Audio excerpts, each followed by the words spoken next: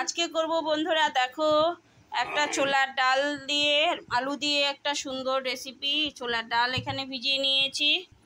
নমস্কার বন্ধুরা, সবাইকে স্বাগত জানিয়ে আমি আমার চ্যানেলে আজকে নিয়ে চলে আসছি। দেখো আলু আর এখানে ছোলার ডাল ভিজিয়ে রেখেছি। ছোলার ডাল আলু দিয়ে একটা রেসিপি করব। তো নিরামিষ, যেহেতু আজকে নিরামিষ দিনের নিরামিষই রেসিপি। আর এখন সবাই বেশি মাছ মাংস খেতে চায় না, তার জন্য নিরামিষই বেশি রেসিপি হয়। দেখো আলুগুলো আমি এখন 2 পিস করে কেটে নেব। 5টা আলু নিয়ে নিলাম, 5টা তো 10 পিস হবে। এখন আমি কেটে নিই আলুগুলো।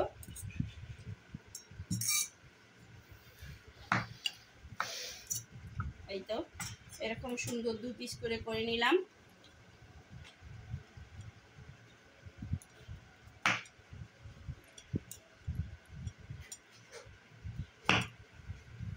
এই চাকুটা নতুন আনছি, এটা 2 পিস করে নিয়েছি, সবগুলো হয়ে গেছে।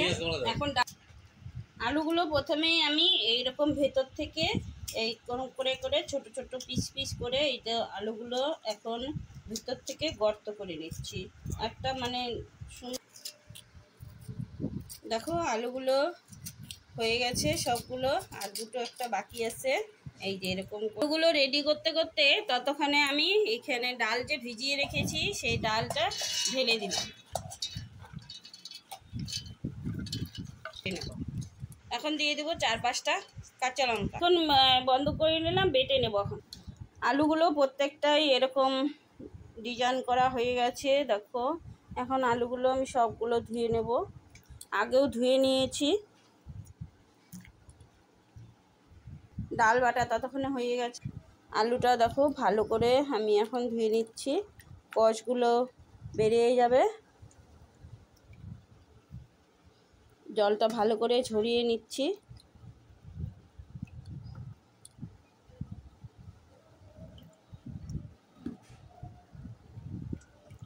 সবগুলো আলু ধুয়ে নেওয়া হয়ে গেল। এই তো এখন এই যে আলুটা আছে এই আলুটা আমি ভালো করে ধুয়ে নিয়ে এই আলুটা ভাজা করে জলে দিয়ে দিলাম, ভালো করে ধুয়ে নিই।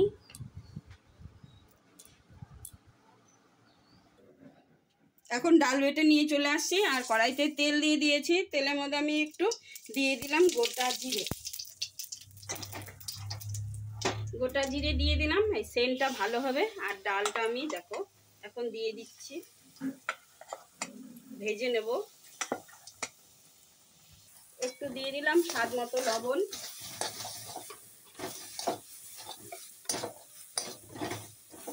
দিয়ে দিলাম হলুদ, কাঁচা লঙ্কা তো দিয়েই দিয়েছি, আর দিয়ে দিচ্ছি ধনিয়ার গুঁড়ো। ডাল বাটাটা ভালো করে ভাজা হয়ে গেছে, এখন ঢেলে দিচ্ছি।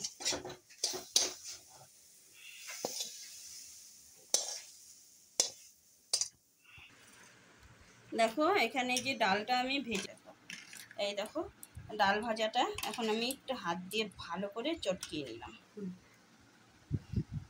এখন প্রত্যেকটা আলুর ভিতরে এই যে একটা মুঠা করে নিয়েছি, এই দেখো ভরে দিলাম। ঘুরিয়ে দেব।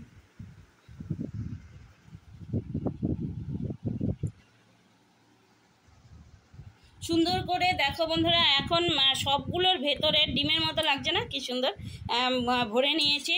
ডাল বাটা যে ভেজে নিয়েছি সেটা এখন দেখো আবার একটু অন্যরকমভাবে করব। এই যে কিছুটা কাঁচা ডাল ভাজা মানে রেখে দিয়েছি, সেখানে লঙ্কার গুঁড়ো আর লবণ হলুদ দিয়ে দিয়েছি, দিয়ে এখন ভালো করে আমি একটু আবারও ফেটিয়ে নিলাম। দেখো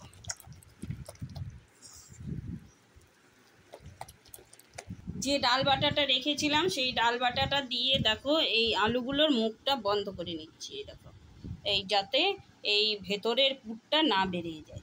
এখন দেখো এই যে এটা এরকম কালার, এটা এরকম কালার, এখন ভেজে নেব। চলো এখন দেখো এই যে যেগুলো মুখটা বন্ধ করে নিয়েছি সেগুলো আগে দিয়ে দিলাম।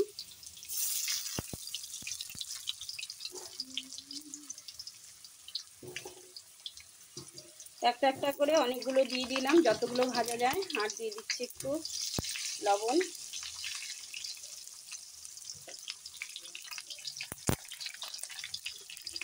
দিয়ে দিই একটু হলুদ,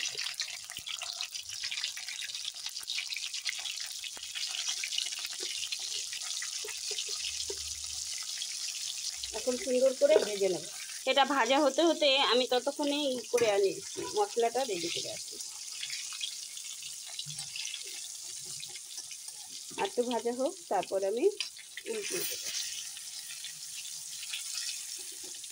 মাংসের মতো করে আলুগুলো ভেজে নেব, মাংসের আলুর মতো করে।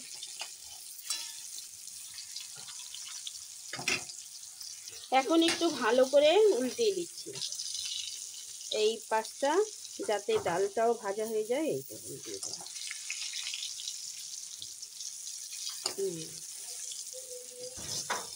সবগুলোই ভালো করে একদম দেখো, মনে হচ্ছে ডিম।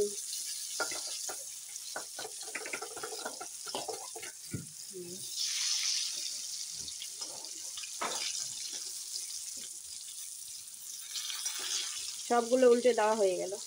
ওইগুলো ওইদিকে ভাজা হচ্ছে, আর এইদিকে আমি মশলাগুলো এখানে দিয়ে দিলাম কাজু বাদাম, ধনিয়া, জিরা, তারপর দিয়ে দিলাম শুকনো লঙ্কা, আর এখানে দিচ্ছি গোটা পোস্ত।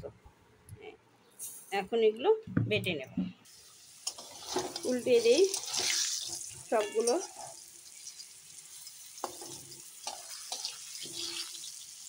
আর একটু খাস্তা করে ভেজে নেব। এখন আমার এগুলো ভাজা হয়ে গেছে, উঠিয়ে নেব। আগেরগুলো দেখো উঠিয়ে নিলাম, পরেরগুলো আবার একইভাবে আমি দিয়ে দেব।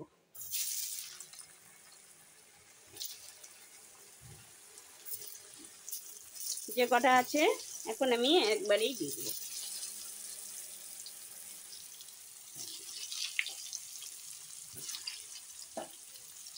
দেওয়া হয়ে গেছে, এগুলো ভাজা ভাজা হোক। পরেরগুলোও দেখো ভাজা হয়ে গেছে, এখন আমি উঠিয়ে নেব। লাস্টে অল্প ডাল বাটা ছিল, আমি মুঠা মুঠা করে দিয়ে রাখছি। সবগুলো দেখো বন্ধুরা উঠানো হয়ে গেছে। এখন তেলটা আছে, সেই তেলের মধ্যে আমি আবার তেল দিয়ে দিলাম। হ্যাঁ, এখন দিয়ে দিব শুকনো লঙ্কা, এই যে 4টে শুকনো লঙ্কা, 2টো তেজপাতা, আর দিয়ে দেবো গোটা জিরে। এখন গরম মশলা দিলে ভালো হতো। ফোড়নটা ভাজা হয়ে গেছে, জিরা, আদা, কাঁচা লঙ্কা, শুকনো লঙ্কা, তারপরে পোস্ত, কাজু বাদাম সব কিছু বাটা আমি দিয়ে দিলাম। দিয়ে এখন ভালো করে মশলাটা দেখো নেড়ে নিচ্ছি। মশলাটা দেখো ভালো করে কষিয়ে নিচ্ছি। এখন আমি দিয়ে দেবো হলুদ গুঁড়ো, পরিমাণ মতো হলুদ গুঁড়ো দিয়ে দিলাম। এখন দিয়ে দেবো লবণ, এই দেখো লবণ, যতটা লাগবে লবণ দিয়ে দিলাম। লবণটা দিয়ে ভালো করে নেড়ে নিই। মশলা ভালো করে কষিয়ে নিচ্ছি। আর দিয়ে দেবো দেখো চিনি, 1 চামচ চিনি দিয়ে দিলাম।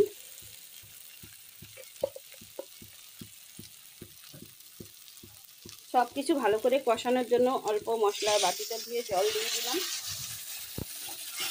জলটা দিয়ে এখন ভালো করে একটু কষিয়ে নিই। মশলাটা একদম কাজু বাদাম দেওয়া আছে না, কাজু বাদামের জন্য তাড়াতাড়ি ভাজা হয়ে যায়। ওহ, কি সুন্দর মশলাটা, দারুণ কষানো হয়েছে দেখো, একদম সুন্দর হয়ে গেছে। তেল এই দেখো তেল বেরিয়ে গেছে চারদিক দিয়ে। এখন আমি মশলার মানে জলটা প্রথমে একটু ছিল দিয়ে দেবো,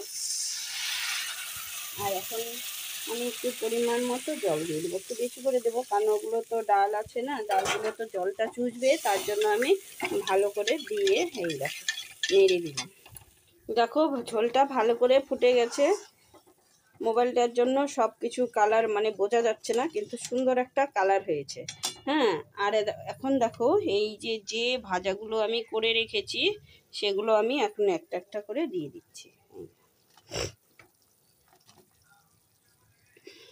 তো বন্ধুরা, তোমরা এরকম রেসিপি আগে কোনো দিন খেয়েছো নাকি অবশ্যই কমেন্টে জানাবে, আর ভালো লাগলে লাইক কমেন্ট শেয়ার করে দেবে। ফেসবুক পেজ থেকে যারা দেখছো ফেসবুক পেজটা ফলো করে দেবে, ইউটিউব থেকে যারা দেখছো ইউটিউব চ্যানেলটা আমার সাবস্ক্রাইব করে দেবে। তো বন্ধুরা আমাকে আমার পাশে থেকে আমাকে সহযোগিতা করবে। দেখো এখন সবগুলো দেওয়া হয়ে গেল, এখন কিন্তু ঝোলটা এতটা থাকবে না, মানে ফুটবে আর জলটাও মানে টানবে। তো দেখো এখন ভালো করে ফুটুক। এই দেখো ঢাকাটা খুলে নিয়েছি, আর এই যে কত সুন্দর হয়েছে, ছেলেকে দিয়ে টেস্ট করে নিয়ে আসছি, বললো মানে খুব ভালো হয়েছে, রেসিপিটা। আর এখন দিয়ে দিব আমি গরম মশলা, চিনি তো আগেই দিয়ে দিয়েছি, আর আপনারা একটু ঘিও দিবেন। তো আমি এই যে গরম মশলা এখন দিয়ে দিলাম, দেখো অনেকটাই গরম মশলা গুঁড়ো দিয়ে দিয়েছি। এখন নামাবো, আর ঝোলটা কিন্তু টেনে যাবে। একটু পরে খাওয়া দাওয়া হবে, ছেলে খেতে বসছে, ছেলেকে দিলাম, ছেলে বলল মা খুব ভালো হয়েছে।